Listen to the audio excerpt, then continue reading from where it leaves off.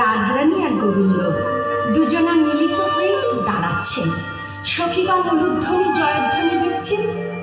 চাঁদ চাঁদ চাঁদ চাঁদ